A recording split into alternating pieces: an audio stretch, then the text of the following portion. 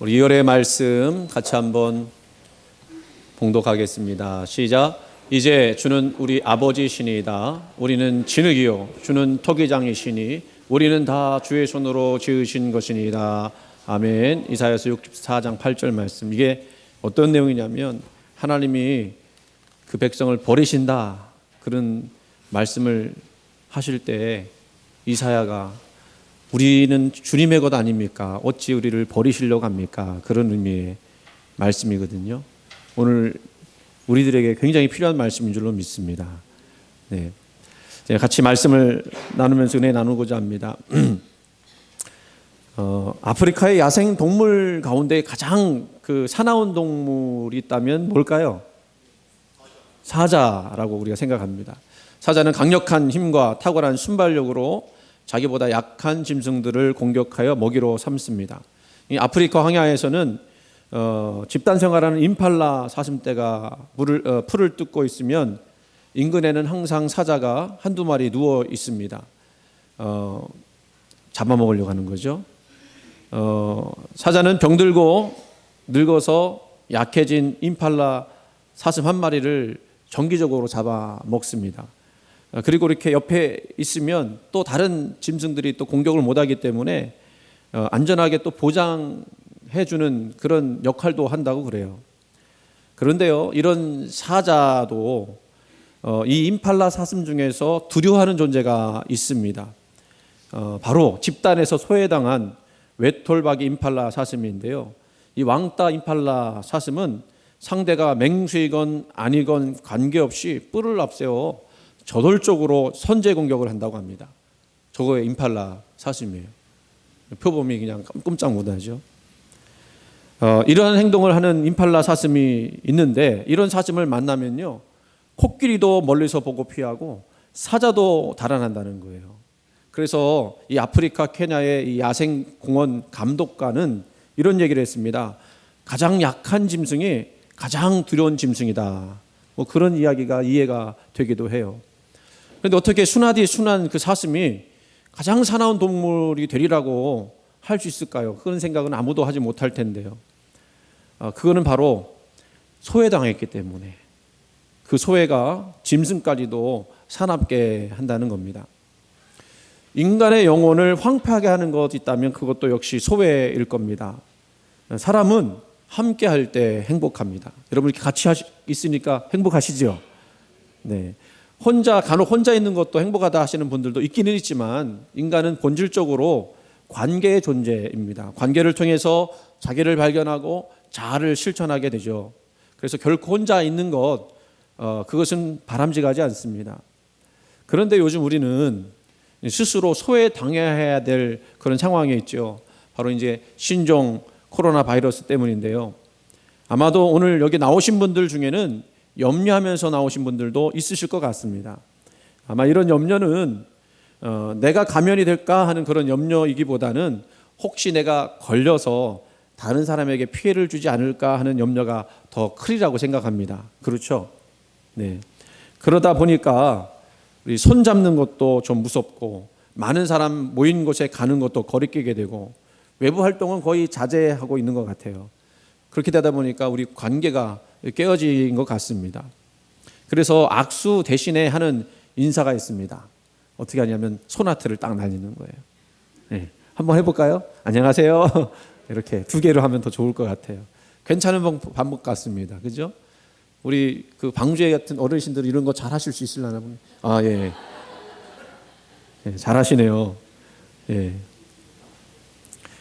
저는 이게 악수를 해야 그 인사한 것 같아서 이 뭐 목회하면서 이게 몸에 밴 거 아니에요. 나도 모르게 안 해야지 하면서도 그냥 손이 먼저 나가고 그러는 건데 꼭 인사 안 한 것 같아서 좀 섭섭하긴 합니다. 빨리 이게 빨리 코로나 바이러스가 지나가야 될 것 같은데 오늘 읽은 본문은요, 요즘 코로나 바이러스 증상 때문에 격리된 사람과 같이 하루하루 고통 자체를 살아가고 있는 불행한 여인이 나옵니다. 이 혈루증을 앓고 있는 여인인데 자궁출혈이 일어나는 것이고 그것이 심하면 목숨까지 잃게 되는 병이죠. 율법에 의하면 혈루증은 부정한 질병이어서 환자는 물론이고 환자가 만진 것도 다 부정하게 된다고 여겼습니다. 이 코로나 바이러스하고 비슷하죠. 만진 데마다 다 그냥 전염이 되는 거예요. 이러다 보니까 이 혈루증 앓는 여인은 이 환자는 사회로부터 격리되기가 일쑤였습니다. 근데 이 여인은요, 하루 이틀도 아니고 장장 12년 동안 혈루증을 앓았다고 그랬습니다. 그 표현하는 바가, 상징하는 바가 크죠. 12는요, 하늘의 수가 3이고 땅의 수는 4인데 이걸 곱하니까 12이 나오죠. 그러니까 완전수예요. 12년을 앓았다, 그 얘기는 결국 충분히 앓을 만큼 앓았다는 그런 뜻도 있는 것입니다. 그래서 26절을 보시면 많은 의사에게 많은 괴로움을 받았고 가진 것도 다 허비하였으되 아무 효용이 없고 도리어 더 중하여졌던 차에, 이렇게 이야기합니다. 그 성경 내용을 보면 4개의 그 표현들이 나오죠. 괴로움을 받았고 또 허비하였으되 효염이 없고 더 중하여졌던 차에라는 4가지 표현이 나오는데, 이 표현을 보면 이 여인이 얼마나 이 병 때문에 고생했는지를 느껴지죠. 그리고 이 병을 고치기 위해서 얼마나 애를 썼는지도 알게 됩니다. 뭐 좋은 약은 모조리 다 찾아봤을 것이고요, 용하다는 의사 다 찾아갔을 것이고요. 그래서 12년 동안 자기 병 고쳐보겠다고 애썼는데 결국은 재정적으로도 파산을 했을 것 같습니다. 그뿐이겠습니까? 이쯤 되면 결혼을 했다고 하면요, 남편으로부터 이혼을 당해도 할 말이 없어요. 정신적인 고독, 또 소외감 굉장했을 것입니다. 율법마저도 이 여인을 부정하다라고 일컬었기 때문에 공동체로부터도 철저하게 소외당하는, 버림당하는 여인이 되었어요.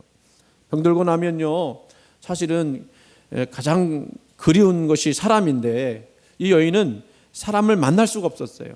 행여 사람이 가까이 오면 입에다 손을 내고 뭐라고 얘기했냐면 그 외치는 소리가 있어요. 탐해 탐해. 이게 무슨 얘기냐면 부정하다 부정하다 외쳐야 했습니다.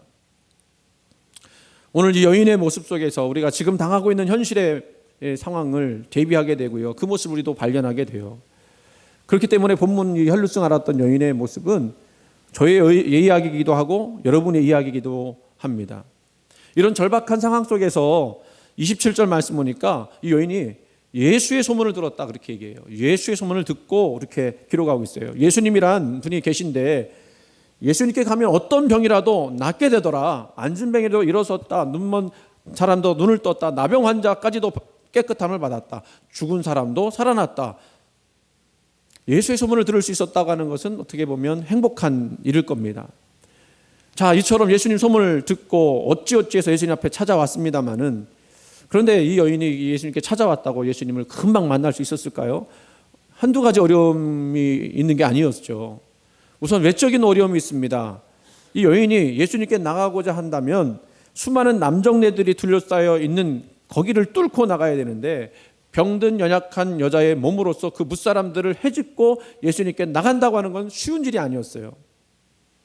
우리가 사실 예수님께 은혜를 받으려고 할 때 주변의 여러 가지 상황들 때문에 예수님께 은혜 받지 못하고 나가지 못할 때가 얼마나 많습니까? 그게 환경이 될 수도 있고, 그게 물질이 될 수도 있고, 그게 우리 가족들이 될 수도 있고, 그 어려움 겪을 때가 있지 않습니까? 그래서 이 여인의 모습은 바로 우리의 모습이기도 해요. 외적인 어려움만 있었던 것이 아니라 내적인 어려움도 있었습니다. 예수님을 만났던 많은 환자들은요, 자기가 어디가 아픈지를 이렇게 보여줘야 했습니다. 내 눈이 안 보여요. 내가 나병에 걸렸어요. 내가 뭐 어떤 병에 걸렸어요. 그러면서 자기 아픈 부위를 보여줘야 됩니다. 그래서 예수님으로 하여금 고치게 만들었죠. 주님, 나를 고쳐주옵소서. 그러면서 눈먼 사람, 병든 사람, 안진뱅이, 나병 다 고칠 수가 있었는데, 이 여인은 그 부끄러운 자신의 질병을 주님 앞에 얘기할 수 있었을까요? 말도 할 수 없는 거예요. 그런 얘기 꺼내기조차 힘든 거예요. 처음 보는 남정네 아닙니까, 사실은. 그런데 이 여인 보십시오. 그렇다고 포기했을까요? 포기하지 않았습니다. 27절, 28절 말씀 보십시오. 예수의 소문을 듣고 무리 가운데 끼어 뒤로 와서 그의 옷에 손을 대니 이는 내가 그의 옷에만 손을 대어도 구원을 받으리라 생각함일러라.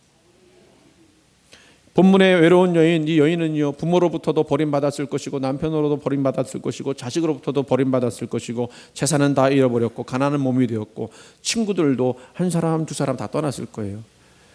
인간은요, 누군가를 붙들어야 살 수 있죠. 어려울 때.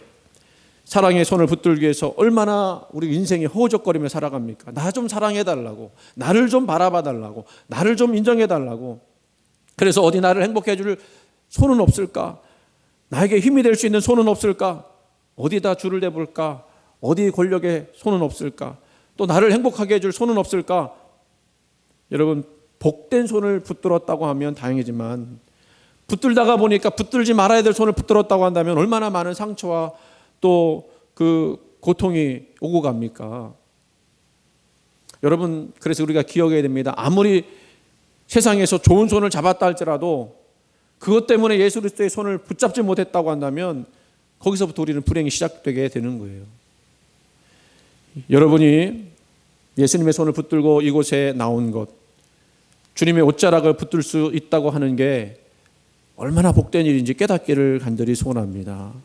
사실은요, 세상 사람들은요, 화려한 옷 붙잡기를 원하죠. 그러나 우리 주님의 옷은 화려하지 않았습니다. 세상 사람들은 힘 있는 옷을 붙들어 보기 원합니다만, 그러나 예수님의 옷은 권력가의 옷이 아니었어요. 귀족들이나 입는 자색 옷도 아니었습니다. 그러나 붙들면 구원함을 받는 옷이었죠. 붙들면 취함을 받았습니다. 붙들면 하나님의 자녀가 되는 권세를 입게 되었습니다. 붙들면 하늘문이 열리고 놀라운 신비한 능력이 나타나게 되었습니다. 그렇게 이 여인이요, 예수님의 옷자락을 뒤에서 몰래 붙잡았을 때 이 여인에게 놀라운 일이 벌어졌습니다. 그 두렵고 떨리는 와중에 믿음으로 옷자락을 붙잡았더니 그 여인을 평생 괴롭히던 병의 근원이 씻은 듯이 나왔습니다. 그녀의 몸이 새롭게 되는 역사가 일어났다는 거예요. 그때 예수님도 이 치유의 능력이 자신의 몸에서 빠져나가신 것을 알고 웃습니다. 30절 말씀이에요. 예수께서 그 능력이 자기에게서 나간 줄을 곧 스스로 아시고 무리 가운데 돌이켜 말씀하시되 누가 내 옷에 손을 대었느냐 하시니. 그때 제자들이 뭐라고 그러죠? 31절 말씀 보니까 제자들이 여짜오되 무리가 에워싸 미는 것을 보시며 누가 내게 손을 대었느냐 물으시나이까 하되, 제자들이 뭐라고 합니까? 이렇게 지금 사람들이 밀고 당기고 하는데 누가 손대었느냐고 그렇게 물어보시면 어떻게 합니까? 예수님 타박하는 거예요. 누가복음에 의하면 베드로는 이렇게 말했다고 그래요. 주여, 무리가 밀려들어 미나이다. 무슨 말을 하고 계십니까? 지금 예수님 보지도 못하십니까? 선생님, 사람이 밀고 미는 중인데 어떻게 뭐 누가 만졌느냐, 누가 손댔느냐 물어보십니까? 뭐 스쳐 지나가다가 예수님 옷 만졌겠지요. 예수님 발등도 밟았을 것입니다. 부딪히는 사람도 있었지 않습니까? 그런데 누구를 찾으십니까? 근데 예수님이 찾는 사람은 그런 사람이 아니었죠. 무의미하게 밀고 당기는 그런 사람이 아니라 예수님을 붙잡고자 했던 그 믿음의 여인을 찾았던 것입니다. 그런데요, 이 여인의 상황을 보면서 주님께 우리가 이렇게 물어보고 싶어요. 여러분, 주님, 굳이 그렇게 여인을 찾으셔야 했나요? 이 여인이 주님의 옷자락을 만지는 순간 주님의 능력이 나간 걸 주님이 알고 계셨어요. 그리고 주님의 옷자락을 만지는 순간 그 여인은 혈루근원이 마른다는 사실을 본인도 직감적으로 알 수가 있었어요. 그러면 됐지 않습니까? 치료됐으니까. 그 정도 되면요, 이 여인이 지금 부끄러운 상황 가운데 있기 때문에 그 드러내지 않고 그냥 모른 척하고 지나가면 좋지 않겠어요? 정이 주님께서 확인시켜 주시기를 원하셨다면 사람들 앞에서 이 여인을 드러낼 게 아니라 이 여인의 체면 좀 생각해서 두 사람만 알게 살짝 윙크하고 슬쩍 지나가면 얼마나 좋았겠습니까? 그렇잖아요. 그렇죠.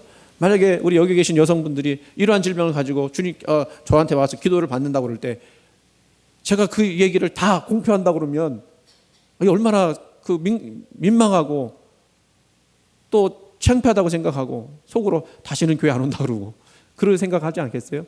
목사님한테 기도 잘못 받았다가 완전히 사람들한테 그냥 나의 이거 잘못이 다 드러나게 됐다고 그렇게 투덜대지 않습니까? 그런데 주님께서는 기어이 그 여인을 찾아내요. 누가 내 옷에 손을 댔느냐? 그 이유가 뭘까요? 두 가지로 생각해 볼 수 있을 것 같아요. 첫째는 예수님은 이렇게 귀한 믿음을 가진 사람을 만나고 싶으셨을 것 같습니다. 이렇게 귀한 믿음이 누구가 가지고 있느냐?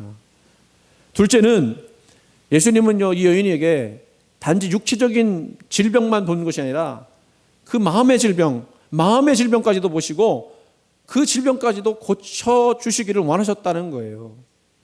왜 그러냐면요, 마음의 병은요, 사람들 앞에 노출되어야 치료될 수 있기 때문에 그렇습니다.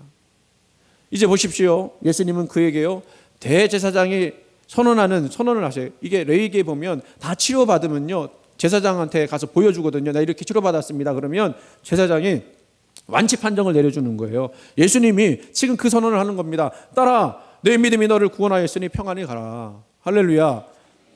이 여인은요, 지금 병만 나은 게 아니고요, 그동안 병 때문에 제사를 드렸겠습니까? 기도를 했겠습니까? 뭘 했겠어요? 나갈 수가 없잖아요. 그러니 이 여인은요, 구원받지 못한 여인이고요, 그냥 그렇게 살다가는 지옥으로 갈 수밖에 없는 여인이라고 그런 생각을 할 수밖에 없었던 여인이었는데, 예수님은 그녀에게 이제는 모든 죄가 다 사해졌으며 이제는 어느 누구도 그녀를 정죄할 수 없다, 의로운 신분이다라고 밝히 드러낸 거예요. 여러분 기억하시기 바랍니다. 주님 앞에 우리가 나갈 때 주님 우리를 찾으시잖아요. 그 이유는 뭐겠습니까? 우리에게 수치와 창피를 안겨주기 위해서가 아닙니다. 우리가 가지고 있는 불안이, 내가 안고 있는 공포가, 의심이 얼마나 잘못된 것인가를 확인시켜 주시기 위해서, 그래서 주님께서 내게 믿음을 주시기 위하여, 기쁨을 주시기 위하여, 행복을 주시기 위하여, 그리고 사람 앞에 서게 될 때에 진정한 구원을 우리에게 허락해 주시기 위해서 오늘 주님은 우리를 찾으시고 부르시고 확인하시는 거예요.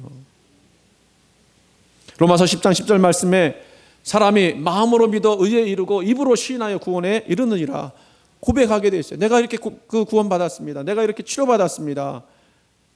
또 마태복음 10장 32절 33절까지 누구든지 사람 앞에서 나를 시인하면 나도 하늘에 계신 내 아버지 앞에서 저를 시인할 것이요, 누구든지 사람 앞에서 나를 부인하면 나도 하늘에 계신 내 아버지 앞에서 저를 부인하리라. 여러분, 여기서 우리가 기억해야 될 내용이 있는데요, 그 제자들이 말했듯이, 베드로가 대답했듯이 무리가 예수님을 밀고 당기지 않았습니까? 그때 서로들 부딪혔을 거예요. 의미 없는 부딪힘이 얼마나 많이 있었습니까? 제자들마저도 옹이하여서 길을 가고 있었지만, 그런데 그들에게, 이 여인에게 나타났던 능력과 역사가 그들에게 나타나지 않았어요. 아무런 변화가 일어나지 않았다는 거예요. 누가 내 옷에 손을 대었느냐? 주님은 이 시간요, 의미 없는 대답을 주님 앞에 내놓는 사람이 아니라 이제는 주님 붙잡겠습니다, 믿음으로 고백하는 그 사람을 찾고 계신다는 거예요. 의미 없이 왔다가 가는 사람이 아니라 아무런 경험도 역사도 기적도 맛보지 못하는 사람으로서 왔다 갔다 하는 것이 아니라 오늘 이 시간 주님 앞에 나와 예배드리면서 주님의 옷에 손을 대고, 그래서 내가 능력을 얻기를 원한다고 고백하는 그 사람을 찾고 계신 거예요. 기독교 인구가 60억 인구 가운데 20억 정도가 된다고 그래요. 정확한 거는 잘 모르겠지만 그렇게 많대요. 그런 사람들이 지금 오늘도 밀고 들고 나갈 것 아닙니까? 오늘 이 땅에 많이 줄었더라 하지만 한 700만 800만 되는 그리스도인들이 예배를 드린다고 밀고 당기고 왔다 갔다 할 거예요. 한결같이 경건하게 예배드리고 돌아가면 된다고 생각하겠죠. 꼭 주님의 손 붙들고 가야 되느냐고, 2000년 전에 흘렸던 주님의 그 보혈의 피를 내가 지금 그 만져야 되느냐고, 내 죄를 주님 앞에 고백하고 꼭 고백하고 그것이 치유되었다고 일일이 확인받고 가야 되느냐고, 그렇게 말하는 사람들이 오늘도 많이 있을 수 있어요. 여기 중에도 있을 수 있어요. 여러분, 아니요, 주님 만나야지요. 주님 붙들어야지요. 우리 주님 붙들면 그게 그냥 가는 게 아니라고요. 믿음으로 주님 붙들었더니 주님이 우리를 회복시켜 준다는 겁니다. 기쁨이 회복이 되고 삶에 대한 소망이 회복이 되어야 되고 생명과 즐거움이 우리 안에서 회복되어야 되지 않겠습니까? 그것은요, 주님 만날 때 회복이 되는 거예요. 혹시 하나님과 나 사이에 뭔가 끼어서 접촉 불량이 되신 분들 있지는 않습니까? 먼지가 끼어서, 이 전자제품 같은 경우는 먼지가 끼고 그러면요, 접촉 불량이 돼갖고 고장이 나요. 찬송하는데 맑고 깨끗한 마음으로 하나님 앞에 영광 돌리지 못하고 먼지가 껴있는 분 없습니까? 주님 앞에 나와 예배하는 이 시간 맑고 깨끗하고 순결한 마음으로 주님 붙들고 돌아가야 되는데 접촉 불량 있으신 분 없으십니까? 주님께서 지금 이 시간 외롭게 찾고 계세요. 누가 내 옷에 손을 대었느냐? 바로 여러분 한 분 한 분이 이 질문에 대답하시길 바랍니다. 제가 다시 예수님 말씀으로 여러분을 물어보겠습니다. 누가 내 옷에 손을 대었느냐? 마음이 찢어지는 것처럼 아픈데 주님만이 위로자 되시기 때문에 내가 주님을 만졌습니다. 주님 인생의 짐이 너무너무 무거워서, 내 삶의 짐이 너무너무 무거워서 누구도 이것을 해결할 수 없어서 내가 주님을 만졌습니다. 갈 길이 보이지 않아 제가 주님 만졌습니다. 자유하기 위해서 주님 만졌습니다. 살아야 하겠기 때문에 주님 만졌습니다. 주님 손 놓고 살아가는 삶이 외로워서 견딜 수 없어서 제가 주님 만졌습니다. 이제는 다시 놓지 않겠습니다. 제가 만졌습니다. 여러분, 오늘 이 시간 이 여인의 모습이 너무너무 은혜로운 거는요, 이 여인이요 다른 것 하지 않았어요. 그냥 주님의 옷자락이라도 만지면 구원을 이룰 거다, 나음을 얻을 거다. 그랬더니 주님께서 치료해 주셨어요. 오늘 이 시간 그저 주님 품에 안기시기를 바랍니다. 그냥 몸만 왔다 가지 마시고 마음도 여러분 주님께 내어드리면서 주님, 내가 봤어요, 나를 품어주세요, 그러면서 온전히 나오시길 바랍니다. 여러분의 영혼이 주님 품에 온전히 안기는, 그래서 감동되어지고 접촉되어지는 이 시간이 되기를 바랍니다. 오늘 주님께서 말씀하셨죠. 딸아, 내 믿음이 너를 구원하였으니 평안히 가라. 내 병에서 너여 건강할지어다. 할렐루야. 오늘 염려, 걱정 때문에 이 시간 오신 분 계십니까? 신종 코로나 바이러스가 나한테 오면 어떡하지? 올 수도 있어요. 그러나 여러분 두려워하지 마세요. 하나님이 다 치료하실 줄로 믿습니다. 우리 하나님이 안 치료해 주실 때 우리나라 이 의학 얼마나 발전됐는지요. 아직도 죽는 사람이 없어요. 우리나라는요. 걱정하지 마세요. 염려하지 마세요. 오늘도 우리가 그런 믿음으로 나왔지만 사실은 그것 때문에 나온 것이 아니라 우리 주님께서 우리를 지켜줄 줄 믿고 주님 만져줄 줄 믿고 나온 겁니다. 마음의 고통 안고 계신 분 계세요? 있죠? 많죠? 어떻게 살아가야 될까? 무엇으로 살아야 될까? 이 상황에서 어떻게 내가 나가야 될까? 무거운 짐을 가지고 나오신 분 계시지요? 누구에게나 이 여인처럼 자기의 문제를 솔직하게 이야기해 놓으면서 그 문제를 해결하려고 말할 수 없는 그런 영혼도 주님 앞에 나온 줄로 믿습니다. 그때 우리 이 여인처럼 주님의 옷자락이라도 붙들고 가겠다. 주님 말씀이라도 그 끝이라도 내가 붙들고 그 믿음 가지고 살아야겠다. 그 보혈이 나를 오늘도 깨끗이 하고 새롭게 하고 나를 지켜준다는 그 믿음으로 내가 나가야 되겠다. 그 손으로 여러분 그 주님의 피 묻은 옷자락 꼭 움켜쥐시기를 바랍니다. 주님께서 저와 여러분을 붙들어 줄 줄로 믿습니다.